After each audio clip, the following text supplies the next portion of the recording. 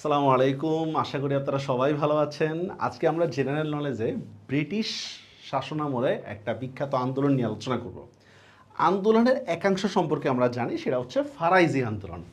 আরেকাংশ সম্পর্কে আমাদের অনেকে অজানা, তাইয়ুন আন্দোলন। এই তাইয়ুন আন্দোলন কি আর ফারাইজি আন্দোলনের সাথে সম্পর্ক কি, তারপর এই জিনিসটা কতটুকু বিভক্তি তৈরি করে বা ব্রিটিশদের বিরুদ্ধে কতটুকু ইম্প্যাক্ট রাখে, এই বিষয়গুলো আমরা আলোচনা করব। ফারাইজি আন্দোলন জিনিসটা কি দেখেন, ইস্ট ইন্ডিয়া কোম্পানির ক্ষমতা দখলের ফল বাংলায় মুসলমান সম্প্রদায়ের অর্থনৈতিক অবস্থা, শিক্ষা ও সংস্কৃতিতে ব্যাপক বিপর্যয় নেমে আসে। বিশেষত সংস্কৃতিতে, মানে মুসলমান সন্তানরা ইসলামিক কালচার ভুলে গেছে এই টাইপের। এই অবস্থায় মুসলমানদের ধর্মীয় ও সামাজিকভাবে সঠিক পথে পরিচালিত করার জন্য 19 শতকে বাংলায় যে সমস্ত সংস্কার আন্দোলনগুলো হয় তার মধ্যে অন্যতম হচ্ছে ফারাইজি মুভমেন্ট। ফারাইজি শব্দটা কোত্থেকে আসছে?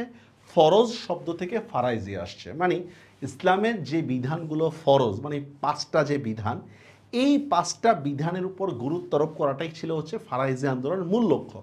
ওই সময়ের মুসলমানরা অনেকাংশে কালিমাই জানতো না, নামাজ পড়তো না, এরকম অবস্থা ছিল। এই আন্দোলনের নেতৃত্ব প্রথমে ছিল হচ্ছে হাজী শরীয়তুল্লাহ, তার মৃত্যুর পরে হচ্ছে দুদু মিয়া বা ওনার ছেলে হচ্ছে এটার দায়িত্ব নেন। এখন বিষয়টা কি, হাজী শরীয়তুল্লাহর নেতৃত্ব পুরাটাই ছিল হচ্ছে ধর্মীয় আলোচনা ভিত্তিক, আর দুদু মিয়ার সময় এটা অনেকটা রাজনৈতিক রূপও পায়। হ্যাঁ, দুইজন দুইভাবে আন্দোলনটা পরিচালিত করেন। আন্দোলনের পটভূমি, ফারাইজি আন্দোলনের নেতা হাজী শরীয়তুল্লাহ বৃহত্তর ফরিদপুরের মাদারীপুর জেলা, ফরিদপুরের মাদারীপুর জেলায় 1782 সালে জন্মগ্রহণ করেন। 1799 সালে তিনি মাওলানা বাসারাত আলীর সাথে মক্কা গমন করেন এবং ইসলামী ধর্মতত্ত্ব নিয়ে লেখাপড়া করেন। যাই হোক, পরবর্তীতে আল আজহার বিশ্ববিদ্যালয়, মিশরের যে বিখ্যাত ইউনিভার্সিটি আল আজহার বিশ্ববিদ্যালয়ে ভর্তি হন। 1818 সালে তিনি যখন দেশে ফিরে আসেন তখন দেখেন যে মুসলমানরা ইসলামের শিক্ষা থেকে অনেক দূরে চলে গেছে, মানে নামে মুসলমান, গরুর গোস্ত খায়, কিন্তু বাকি সব কালচার তাদের ইসলাম থেকে অনেক দূরে। তাদের মধ্যে অন ইসলামিক রীতিনীতি, আপনি যদি এখন ইন্ডিয়ার দিকে তাকান, যে জায়গাগুলো হচ্ছে ধরেন হিন্দু মেজরিটি বা মুসলমান একেবারেই কম, সেখানকার মুসলমানের অবস্থা কিন্তু সেম। বাংলাদেশে যদি আপনি যান সুন্দরবন এরিয়ার মতো, ওইখানেও মুসলমানের অবস্থা কিন্তু খুব ভিন্ন না। তো দেখেন, অন ইসলামিক রীতিনীতি, কুসংস্কার, অনাচার প্রবেশ করছে। তিনি ইসলাম ধর্মকে এসব কুসংস্কার আর অন ইসলামিক আচরণ থেকে মুক্ত করার যে সংস্কার পরিকল্পনা শুরু করেন, এটাই কি ফারাইজি আন্দোলন। তাহলে দেখেন, প্রথমেই উদ্দেশ্যটা কী ছিল, যে অন ইসলামিক কালচার থেকে মুক্ত করাটাই ছিল কিন্তু আমাদের উদ্দেশ্য। যদিও পরবর্তীতে এই আন্দোলনে বিভিন্ন আর্থসামাজিক সংস্কারের বিষয়গুলো প্রাধান্য পায়, মানে ধর্মীয় রূপে আন্দোলনটা শুরু হলো, পরবর্তীতে শুধু ধর্মীয় রূপটাই থাকে নাই, এখানে আরও অনেক কিছু যুক্ত হয়। ফারাইজি শব্দটা আসছে আরবি ফরজ থেকে, যারা ফরজ পালন করে তাদেরকে বলে ফারাইজি। আর বাংলায় যারা হাজী শরীয়তুল্লাহর অনুসারী ছিলেন তাদেরকেই ফারাইজি বলা হয়।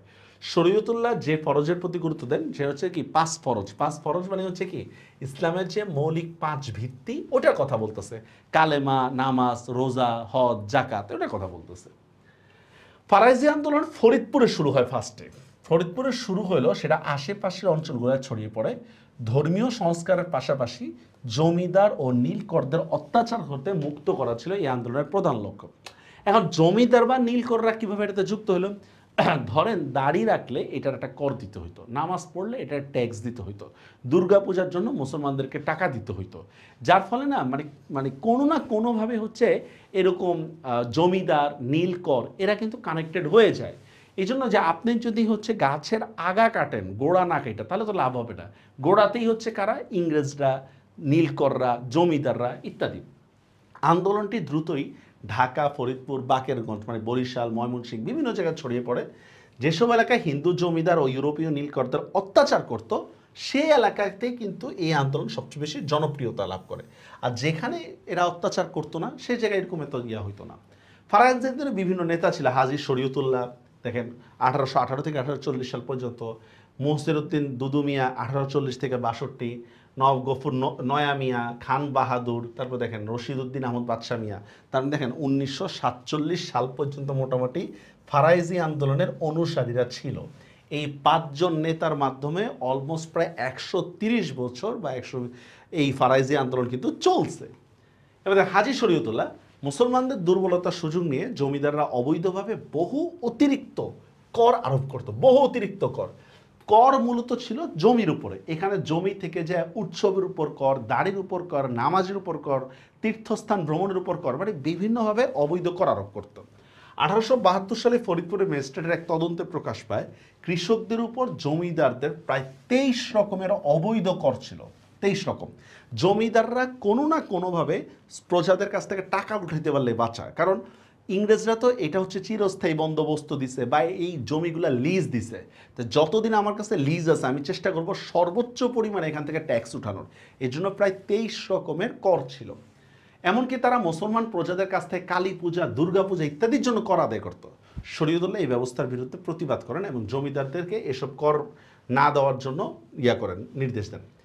দেশ জুড়ে অভাব দেখা দিলে তিনি নুন ভাতের দাবি উত্থাপন করেন। এখানে একটা ইম্পর্টেন্ট একটা বিষয়, শুধু ধর্মীয় আলোচনা না, আপনাকে কিন্তু প্রকৃত অবস্থাটা বুঝতে হবে।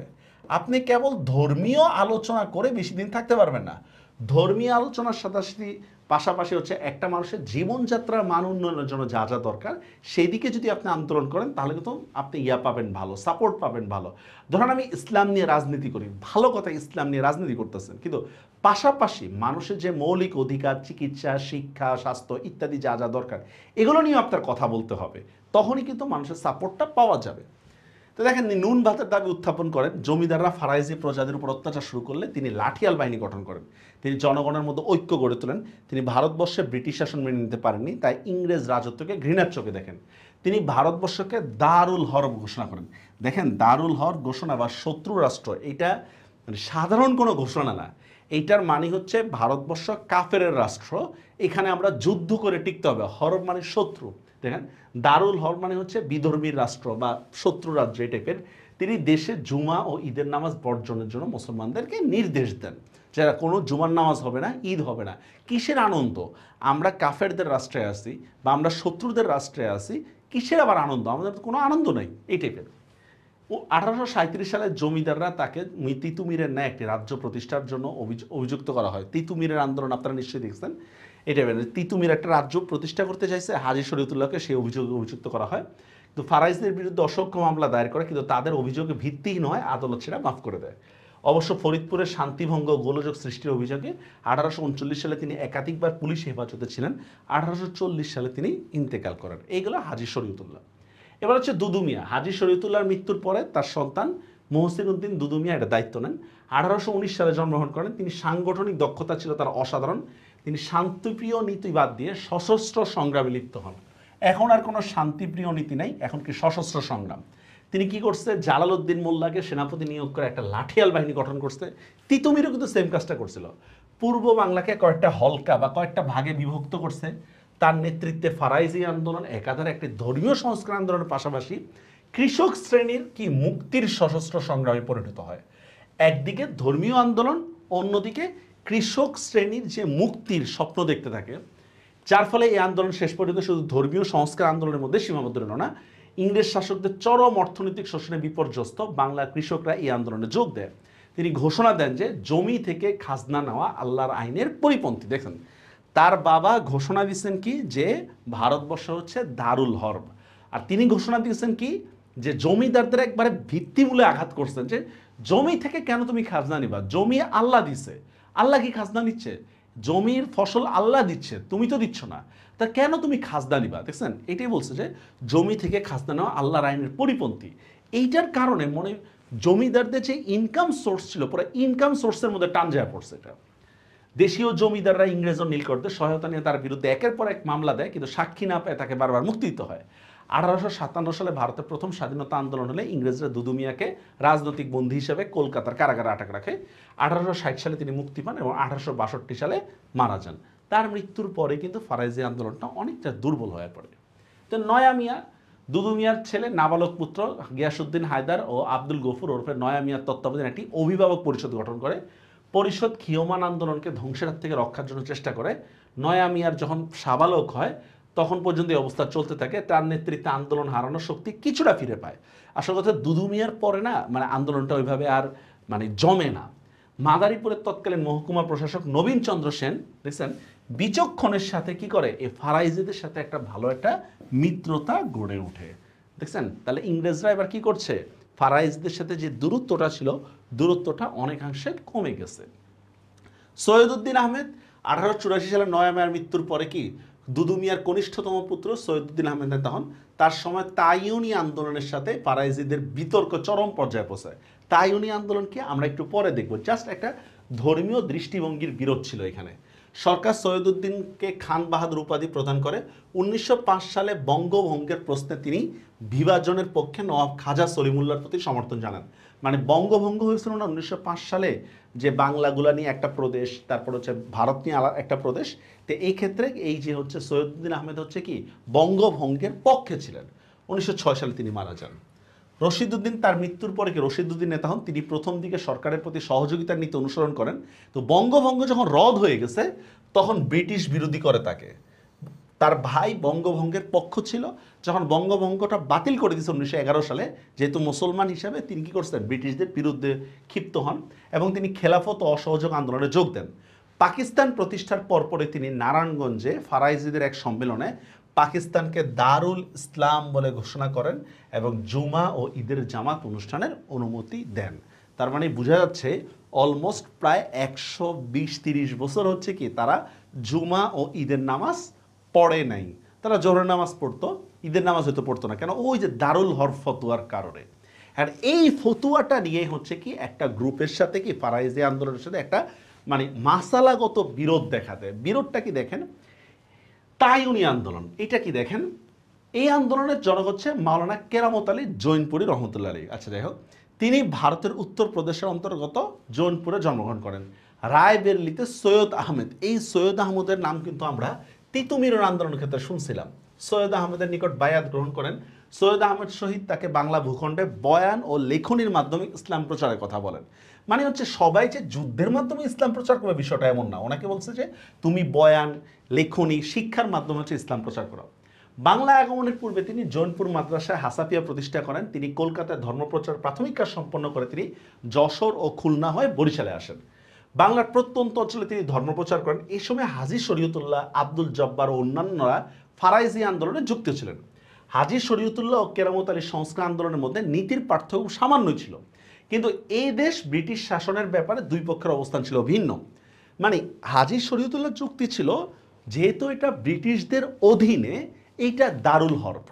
আবারও বলতেছি, যেহেতু এটা ব্রিটিশদের অধীন কান্ট্রি, এই জন্য এটা দারুল হরব বা শত্রু রাষ্ট্র, এখানে জুমা ও ঈদের নামাজ পড়া যাবে না। আর এই কারামত আলী জৌনপুরি রহমতুল্লাহর কথা ছিল এটা ব্রিটিশদের অধীনে, এটা ঠিক আছে, কিন্তু ব্রিটিশরা তো ধর্মীয় বিধি পালনে কোনো বাধা দিচ্ছে না, এই জন্য এটা দারুল হরব না। দুইজনের মধ্যে পার্থক্যটা বুঝতে পারছেন? একজনের কথা হচ্ছে ব্রিটিশরা যেহেতু ক্ষমতা এই জন্য দারুল হরব, আর অন্যজনের কথা হচ্ছে না, যেহেতু ব্রিটিশরা ধর্মীয় ক্ষেত্রে কোনো বাধা দিচ্ছে না এই জন্য এটা দারুল হরব না। ধরেন আপনি যদি ইংল্যান্ডে যান তাহলে কি জুমার নামাজ পড়বেন না? আপনি যদি আমেরিকায় যান তাহলে কি জুমার নামাজ পড়বেন না? মাসালাগত দিক থেকে কিন্তু কারামত আলী জৌনপুরীর কথাটাই কিন্তু বেশি মানে মানে হচ্ছে বাস্তবসম্মত।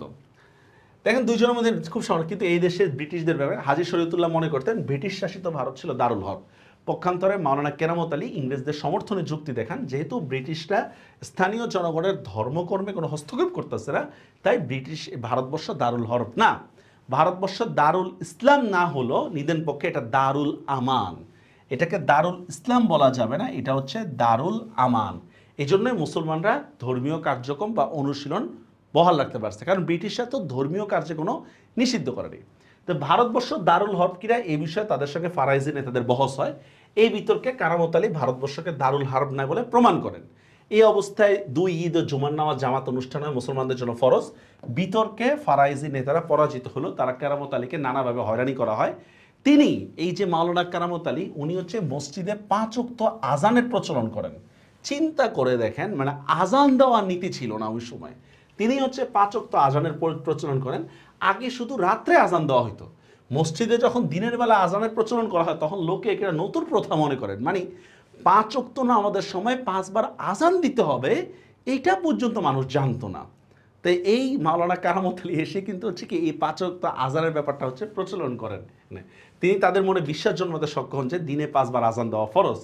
তাই এই সংস্কার আন্দোলনকে তাইউনি আন্দোলন বলা হয়। তাইউন একটা আরবি শব্দ, যার অর্থ হচ্ছে শনাক্ত করা, যে আসল কারণটা কি সেটা শনাক্ত করা। 1873 সালে তিনি মারা যান। তো তো এই যে তাইওয়ানি আন্দোলন সম্পর্কে আমরা অনেকেই জানতাম না, ফারাইজি আন্দোলনের সাথে কিন্তু তাইওয়ানি আন্দোলনের কিন্তু একটা সম্পর্ক আছে। তো যাই হোক, দেখা হবে নতুন কোনো ক্লাসে। আপনারা নিশ্চয়ই নতুন কিছু জানতে পারছেন। যদি ভালো লেগে থাকে তাহলে হচ্ছে কমেন্টে জানান। সবাই ভালো থাকবেন। আল্লাহ হাফেজ।